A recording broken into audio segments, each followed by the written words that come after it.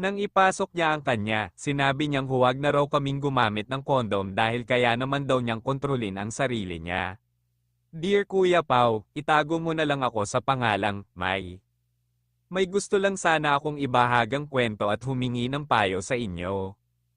Una ko siyang nakilala si Paul sa isang party, magaan ang loob ko sa kanya noong una pa lang kaya mabilis akong nahulog. Sa totoo lang, siya ang una kong karanasan sa maraming bagay, lalo na sa pag-ibig at sa sexual na aspeto. Siguro dala na rin ng aking pagkaignorante at kagustuhang maranasan ang mga ganitong bagay. Kaya naging mabilis ang aming relasyon, wala akong masyadong alam, kaya talagang nagtiwala ako sa mga sinasabi at ginagawa niya.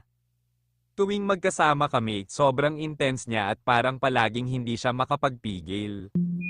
Sabi nga ng mga kaibigan ko, parang obsessed siya sa akin, at palagi niyang pinaparamdam sa akin na gusto niya ako lagi, kapag